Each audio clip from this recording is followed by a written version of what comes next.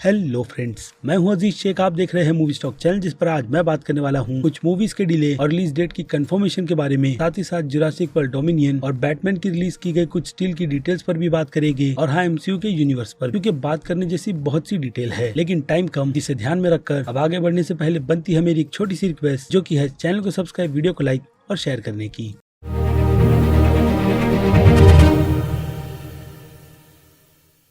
So friends, तो बात करें सबसे पहले ही अपडेट की, तो ये अपडेट बैटगर्ल फिल्म से रिलेटेड है, जिसे HBO मैक्स पर दिखाया जाएगा। यानी कि ये फिल्म ब्लू बीटल की तरह दोनों प्लेटफॉर्म के लिए बनाई नहीं जा रही, जिससे रिलेटेड सारी की सारी डिटेल मैं आपको दे चुका हूँ। लेकिन अब इस फिल्म की कास्टिंग को लेकर फिलहाल तो बहुत ही ज्यादा कंट्रोवर्सी चल रही है अगेन फैंस के बीच, जिनका गुस्सा सीधे वार्नर ब्रदर्स स्टूडियो पर फूटा है, क्योंकि इस फिल्म में अब ब्रूस वेन के कैरेक्टर का नाम भी जोड़ा गया है, यानी कि बैटमैन का, जिससे फैंस क्यों खुश नहीं है, क्योंकि इस फिल्म में जिस ब्रूस वेन को कास्ट किया गया है वो वर्जन माइकल कीटन का है, बेन एफ्लेक का बिल्कुल भी नहीं। और यही बात फैंस का दिमाग खराब कर रही है, क्योंकि इस फिल्म में कमिश्नर गॉर्डन के कैरेक्टर का रोल प्ले जेके सिमंस प्ले कर रहे हैं, जो असल में माइकल कीटन के यूनिवर्स के कमिश्नर गॉर्डन बिल्कुल भी नहीं, बल्कि बेन एफ्लेक के यूनिवर्स के थे। इसलिए अगर ईमानदारी से देखा जाए तो बेन एफ्लेक के ब्रूस वेन को इस फिल्म में कैमियो या फिर माइकल कीटन के बैटमैन के कैरेक्टर का रोल प्ले करना चाहिए। लेकिन अगर दूसरे पर्सनल रीजन की भी बात करें कि फैंस अपना गुस्सा बेमतलब का ही दिखाते हैं बिना कोई भी डिटेल में जाए, तो उन्हें मैं याद दिला दूं कि बेन एफ्लेक की तरफ से ये बात कंफर्म की गई थी कि वो अपने करियर में कोई भी आईपी रोल को प्ले करना नहीं चाहते, इसलिए शायद वो हमें लास्ट टाइम फ्लैश फिल्म में कोई ना कोई कमाल करते हुए नजर आएंगे, जिस फिल्म से मल्टीवर्स के कॉन्सेप्ट को DCEU के अंदर इंट्रोड्यूस करवाया जाएगा। यानी कि उस यूनिवर्स में उस फिल्म में ब्रूस वेन के कैरेक्टर के साथ कुछ ना कुछ होगा, जिसका रीजन हमें वही फिल्म देखकर पता चलने वाला है। इसीलिए शायद इस बैटगर्ल फिल्म के लिए माइकल कीटन के बैटमैन को कास्ट किया गया, और ऊपर से बेन एफ्लेक की हामी भी नहीं होगी कि वो इस कैरेक्टर की लेगेसी को और आगे कंटिन्यू करना चाहते हैं, क्योंकि अभी मैंने आपको बताया कि बेन एफ्लेक आईपी रोल बिल्कुल भी प्ले नहीं करना चाहते, जिससे उनका नाम कम और कैरेक्टर की पॉपुलैरिटी ज्यादा बढ़ती है। इसलिए शायद उनकी तरफ से उनका डिसीजन बिल्कुल ठीक है और हमें भी उसकी रिस्पेक्ट करनी चाहिए, जो फिलहाल तो फैंस अंधभक्ति के चलते बिल्कुल भी नहीं कर रहे। और यहाँ पर सबसे बड़ा मैटर पेशेंट का ही निकल कर आता है, वो भी तब तक जब तक आप अपनी खुद की आंखों से दी फ्लैश फिल्म को देख ना लो। और अब बड़े मनी हाइस्ट पर, तो मनी हाइस्ट को लेकर एक स्पिन ऑफ सीरीज जो बर्लिन की आ रही है, वो सिर्फ इकलौती स्पिन ऑफ सीरीज नहीं बल्कि इसके अलावा एक और मनी हाइस्ट के प्रोजेक्ट पर भी काम चल रहा है, जिससे रिलेटेड ज्यादा इन्फो बिल्कुल भी निकल कर नहीं आई है। लेकिन हाँ, अब कंफर्मेशन है मनी हाइस्ट के यूनिवर्स की 2 स्पिन ऑफ की। उसके बाद बात करें स्ट्रेंजर थिंग्स के सीजन 4 की रिलीज की, तो इसे लेकर फिलहाल तो रूमर नेक्स्ट ईयर के जुलाई के मंथ के है, जिसकी किसी भी तारीख में इस सीरीज को रिलीज किया जा सकता है। लेकिन याद रहे फिलहाल तो ये रूमर है, कंफर्मेशन बिल्कुल भी नहीं।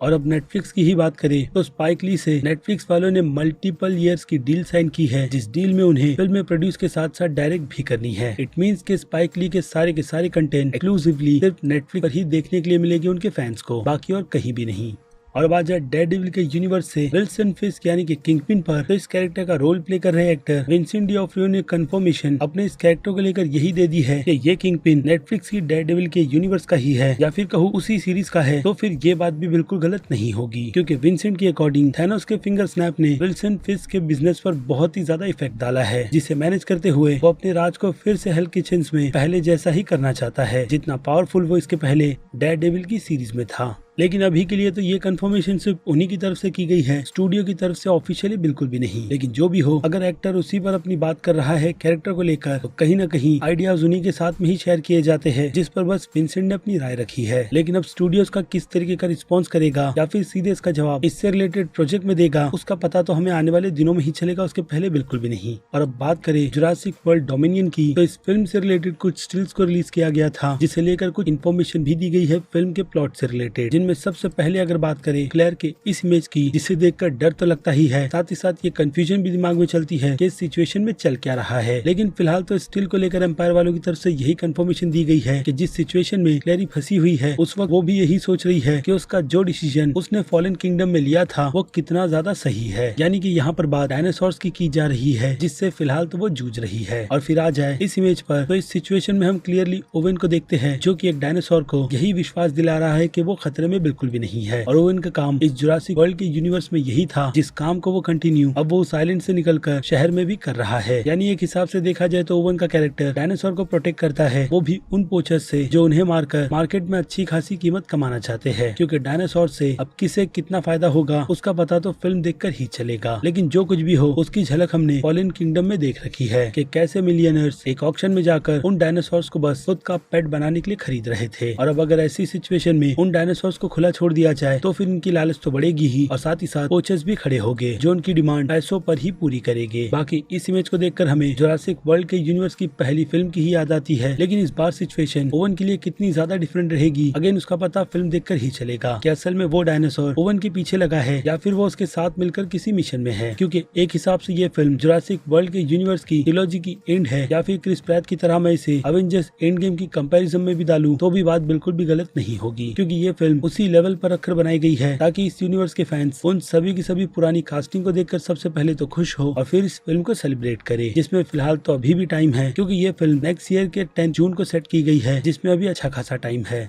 और अब बात करें कुछ फिल्मों के डिले पर, तो स्कॉट डायरेक्शन की दी ब्लैक फोन फिल्म को ऑफिशियली 24 जून के लिए सेट किया गया है, जिससे डेफिनेटली फैंस थोड़े बहुत नाराज तो हो गए ही। और ऐसा ही डिले सोनी पिक्चर्स की multi starrer film bullet train को भी मिला है, जिसे अब ऑफिशियली 22 अप्रैल से हटाकर 15 जुलाई का सेट कर दिया गया है। उसके बाद बात करें फास्ट एंड फ्यूरियस 10 की, तो पहले ये फिल्म 7 अप्रैल ईयर 2023 में रिलीज होने वाली थी, जिसे अब 19 मई साल 2023 की रिलीज डेट पर सेट कर दिया गया है, जो कि मुझे लगता है उस फिल्म की रिलीज के हिसाब से बिल्कुल ठीक है। और इसके अलावा ट्रेन टू बुसान फिल्म की remake the last train to New York को ऑफिशियली रिलीज डेट मिल गई है, जो रिलीज डेट 21 अप्रैल ईयर 2023 की है। और अब बात करें इटर्नल्स फिल्म के हीरोज के कैरेक्टर के बारे में, जिस कैरेक्टर का टीज यानी कि अपीयरेंस हमने इटर्नल फिल्म के एंड में देखा था और उस कैरेक्टर को हैरी स्टाइलर ने प्ले किया है, ये बात भी हमें भूलनी बिल्कुल भी नहीं चाहिए। लेकिन उस फिल्म का जिस तरीके का रिस्पॉन्स है उसे देखकर फिलहाल तो ऐसा ही लगता है कि एमसीयू स्टूडियो उस फिल्म को लेकर फ्यूचर की प्लानिंग काफी ज्यादा डिफरेंट रखेगा, ताकि लोग इस बार इटर्नल्स को उस अलग वर्जन में भी पसंद करे। लेकिन अभी के लिए तो कंफर्मेशन इटर्नल्स की नहीं बल्कि हीरोज के कैरेक्टर की दी गई है, वो भी केविन फैगी की तरफ से, यही कहते हुए कि इस कैरेक्टर का फ्यूचर एमसीयू के यूनिवर्स में बहुत ही ज्यादा ब्राइट है, जिसे लेकर प्लानिंग पहले से ही सेट कर ली गई है कि आगे इस कैरेक्टर को एमसीयू के यूनिवर्स में किस तरीके से यूज करना है। इसीलिए उस कैरेक्टर का टीज इटर्नल्स फिल्म के पोस्ट क्रेडिट सीन में दिया गया था।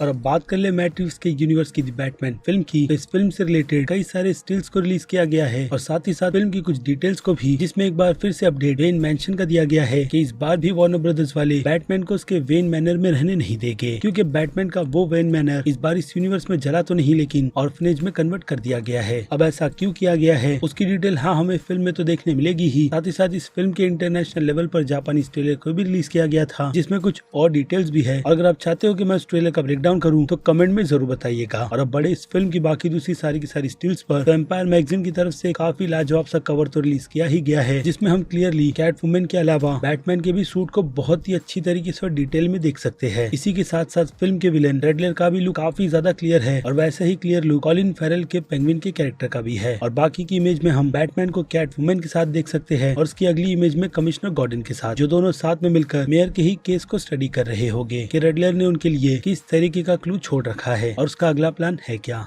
और जब इमेज स्क्रीन पर चल ही रही है तो मैं आपको ये बात भी बता देता हूँ कि इस फिल्म के टोटल 2 वर्जन हैं, जिनमें से एक में बैटमैन है तो दूसरे वर्जन में बिल्कुल भी नहीं, क्योंकि स्टूडियो टेस्ट से यही चेक कर रहा है कि बैटमैन के बिना उसका यूनिवर्स कितना ज्यादा अच्छा लग सकता है, ताकि बाद में इस यूनिवर्स से रिलेटेड आगे स्पिन ऑफ की सीरीज पर काम बहुत ही जल्द से जल्द शुरू कर दिया जाए। लेकिन अब दूसरे वर्जन में रूमर बहुत ही ज्यादा तगड़ी अगेन जापानीज ट्रेलर के अकॉर्डिंग जोकर की भी निकल कर आई है, जिस कैरेक्टर का सिर्फ हमें टीज ही दिया जाएगा, पूरी इन्फो बिल्कुल भी नहीं। लेकिन अगर मेरी मानो तो मैं क्या, सारे के सारे डाई हार्ड फैंस फिलहाल तो बैटमैन के यूनिवर्स में अभी जोकर को देखना नहीं चाहते, बल्कि इस कैरेक्टर को और भी दूसरी चीजों को एक्सप्लोर करते हुए देखना चाहते हैं कि बैटमैन सिवाय जोकर के अपने बाकी दूसरे दुश्मनों से किस तरीके से डील करता है। और मैट रिव्स के वर्जन की बैटमैन की ये फिल्म हमें वही सारी की सारी चीजें देने वाली है। और अब आखिरी अपडेट में बात कर लेते हैं स्कूबी डू के यूनिवर्स की एनिमेटेड फिल्म पर, जो कि असल में स्कूब के यूनिवर्स की प्रीक्वल फिल्म रहेगी। और इस फिल्म को सिर्फ HBO मैक्स के लेवल पर नहीं बल्कि थिएटर रिलीज के हिसाब से बनाया जा रहा है, जो पूरी तरीके से फोकस स्कूबी डू के एक ऐसे यूनिवर्स पर करेगी जिसे फैन स्क्रीन पर देखना चाहते हैं। लेकिन ये यूनिवर्स सभी कैरेक्टर की 10 साल की एज का रहेगा, जिसका टीज हम अगेन स्कूब फिल्म की ही शुरुआत में देख चुके हैं। और उस सिचुएशन में स्कूब और उसके दोस्त यानी कि शैगी और उसकी पूरी टीम उनके अंकल के पार्क में क्रिसमस के टाइम पर काफी पुराने केस को सॉल्व करेंगे कि वो पार्क हंटेड है या नहीं। और जवाब सभी फैंस को पता है, जिसे देखने में काफी ज्यादा मजा भी आता है, क्योंकि स्कूबी डू को उसी के लिए जाना जाता है जो चीजें फिलहाल तो स्कूब फिल्म में पूरी तरीके से छीन ली गई थी। लेकिन अब लगता है कि क्रिएटर्स को ये बात बहुत ही अच्छी तरीके से पता भी चल गई है कि स्कूबी डू के यूनिवर्स में फैंस असल में कैसी फिल्म देखना चाहते हैं। तो हो सकता है कि ये फिल्म प्रीक्वल के हिसाब से एक काफी अच्छे सेट के साथ बनाई जा रही है, इसलिए स्टूडियो पर बहुत ही ज्यादा कॉन्फिडेंट भी है। जिन डिटेल्स को लेकर अब आपकी क्या राय है उस बारे में मुझे कमेंट कर जरूर बताइएगा, क्योंकि अब वक्त है वीडियो को यहीं पर खत्म करने का। मैं हूँ अजीज शेख, आप देख रहे थे मूवी स्टॉक चैनल, जिसे अगर आपने सब्सक्राइब नहीं किया, और हाँ मेरे बाकी सभी दूसरे चैनल्स को भी, जहाँ आपको बॉलीवुड से लेकर हॉलीवुड मूवीज तक की अपडेट मिलती है, साथ ही साथ मूवीज और फिल्म के रिव्यू भी, और हाँ इसके अलावा मूवीज और सीरीज की एक्सप्लेनेशन भी। इसलिए उन सभी चैनल को सब्सक्राइब करना बिल्कुल भी मत भूलिएगा। और इसके अलावा अगर आप मुझे फॉलो मेरे इंस्टा, ट्विटर, फेसबुक और टेलीग्राम के ग्रुप में नहीं करते तो वहाँ पर भी कर लो, जहाँ पर फिल्मों से रिलेटेड डिस्कशन होते रहते हैं। बाकी अब मैं मिलता हूँ जल्दी आपसे दूसरी किसी वीडियो में किसी और फिल्म या फिर किसी और सीरीज के टॉपिक पर बात करते हुए। तब तक के लिए आप मेरे चैनल के बाकी दूसरे वीडियोस को भी एंजॉय कीजिए। Till then